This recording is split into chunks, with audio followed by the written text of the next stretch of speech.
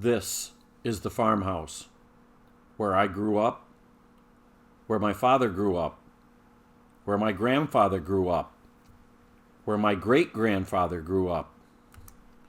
The main house was built in 1860.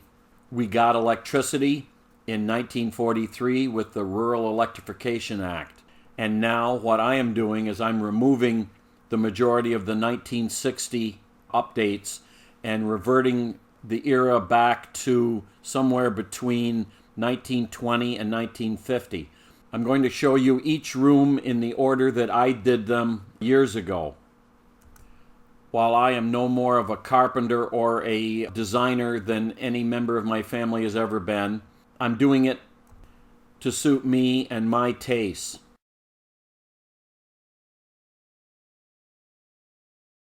The work on the island started over 12 years ago. We're going to go all the way back when we first started doing the farmhouse renovation. So what you see here is the island with the top removed.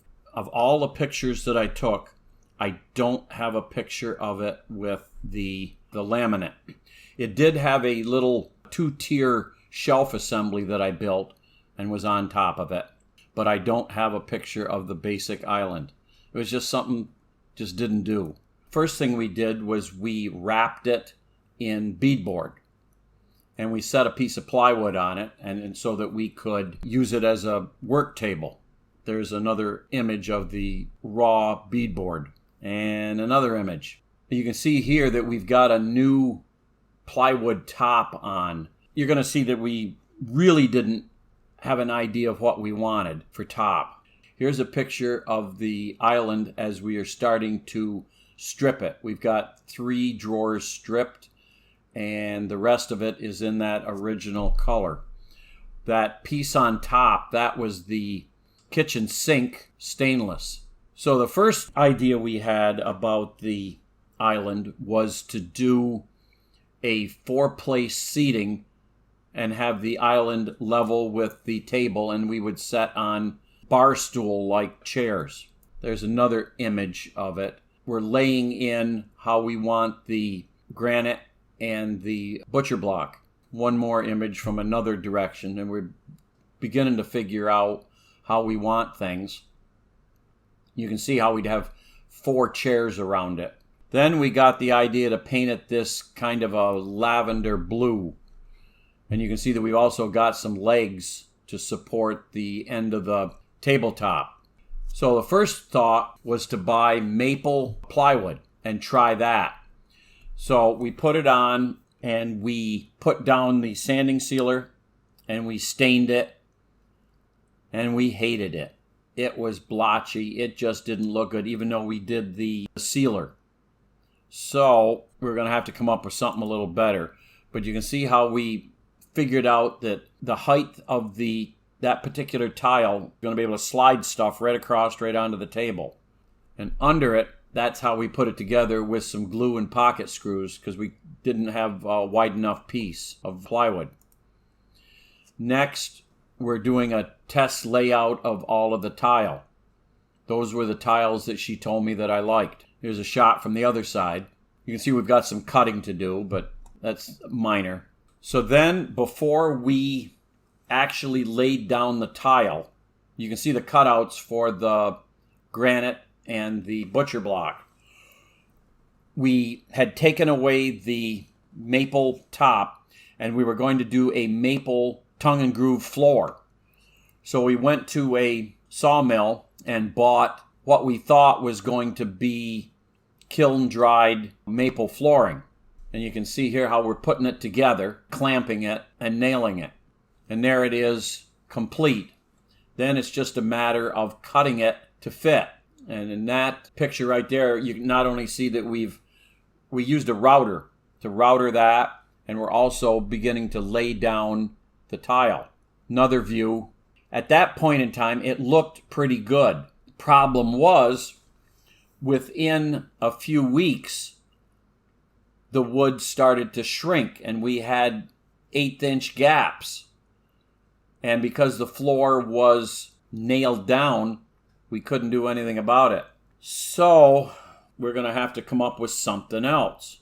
And here's what we were doing for the tile on the island. That's coming along. And there I am putting it down. First time tiling. I think it worked out okay. And there is the tile complete, except for dropping in the two insets. The holes are for, you can reach down under and lift it up and out, because we were trying to get the exact height of the tile. And so we had to do multiple test fits. There's another view of the tile. This was the pattern that she said I liked. Then we started putting in the chrome sliding shelves or drawers, whatever you want to call them. And with the front completely refinished, just like the rest of the cabinets, it was looking pretty darn good. Then we finally decided we didn't like that blue, so we were going to, I'm repainting it in the house mud, which it should have been in the first place. So inside the island, actually the island was supposed to have a sink. Our kitchen had two cabinets for sinks. One had a sink, the other didn't, and that became the island. By using some bracketry and some wood supports, we're going to install a drawer. That big piece on top there is going to be, instead of just a blank face, it is going to be a giant drawer, like you see here. I had a company make it. I gave them the dimensions, and they made me the drawer. And then I bought these special separators so that all the silverware and stuff would go together. That was something we never had. As I said earlier, we got rid of the flooring when it shrunk. Down in Pennsylvania, from the Amish, I purchased almost a full 4x8 sheet of hard maple butcher block. And we set it on top and got it so that it was the same height as the tile. And that is the way it sat for months, because we couldn't decide what we were going to do. And eventually we just left it, and we just, for a while, didn't have a kitchen table. And we went on with doing the rest of the house. Well, after everything was done, we came back and we decided it just wasn't going to work out. I probably could have cut it and probably made it work, but we got the idea of doing a banquette, have it back up against the island, and then the kitchen table, and we're good to go. So that came off, and under the overhang, we put in a couple stands that you would use for a table saw when you're cutting. And with my skill saw, I cut off the extension to get it back to roughly what it was 12 years ago. Then the way the kitchen is set up, you have to move the island out of the way. If you need to bring in like a bed or a couch to get the room to make the 90-degree turn to go into the living room from the porch,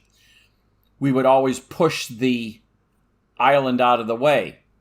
Well, with the new floor, I'm not dragging that island on the new floor. I'm using these appliance rollers. They're the same rollers that I used in the bedroom for my drawers that go under the bed. So then, way back when, I had purchased some Schuttler stainless steel trim. And there you can see that we're setting it on there to have a look at it. And there's what it looks like. It's I think it's about a 2.5 inch by 2.5 inch 90-degree with beveled edges. And then we had to cut it. Since we're putting stainless trim on the island, this is Schuttler stainless. I'm using a Dremel. I could have used other methods, but I didn't have them other than a jigsaw, and I didn't want to use a jigsaw.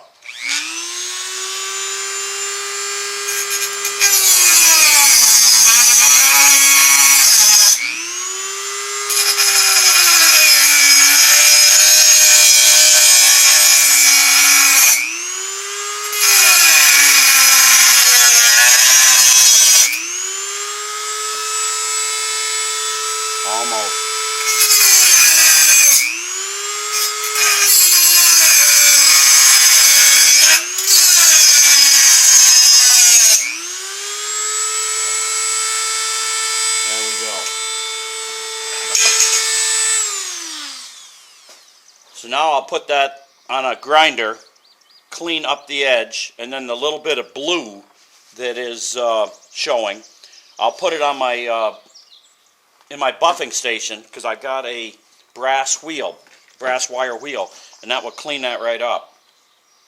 So with one piece cut, we're going to glue it down. Now, we looked at a lot of construction adhesives, and the only one that we found that was labeled for stainless steel is the Loctite Power Grab Ultimate. You can see right there, it's for aluminum, metal, and stainless steel. Now, they do warn you that the stuff is quite toxic when you put it down. It emits a gas as the stuff is curing, and you want to wear a paint mask. You know you got a good paint mask if you can't smell the paint. Well, this is what you should use, and you should open up the windows and have a fan running. We've got the piece of stainless setting there, and we do a quick test fit, and we had cleaned everything with alcohol. And then when you get out the Power Grab, and it works so much better if you've got a power caulker because the stuff is thick. And when you start to put it on, it is very gooey, but I guess that's what you need. So you go down,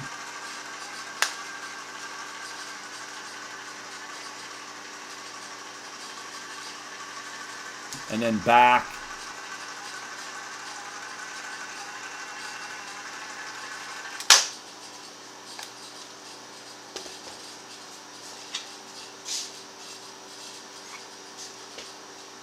And then you take it and very carefully set it in place, because once it's down, you have a narrow window to be able to get it aligned. And just push it down quick. Make sure that it's right.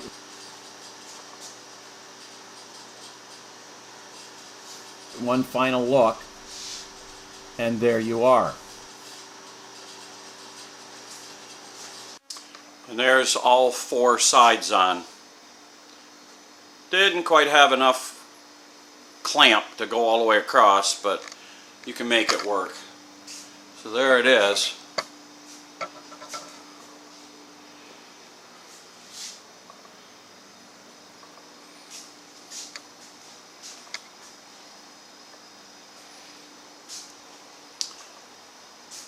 That's pretty much what I envisioned about 12 years ago. We just never got it done. I guess better late than never. And with the clamps removed, this is our island. Finally, after 12 years, it's done. Are we happy with it? Well, I still would have rather had the table attached to it, but probably the banquette and a separate kitchen table is better. But I still believe that having the cutting board and the granite, you can cut, you can do pastry, and then you've got the tile for any hot pans that you want to set down. So there it is, guys. This is our stainless banded island.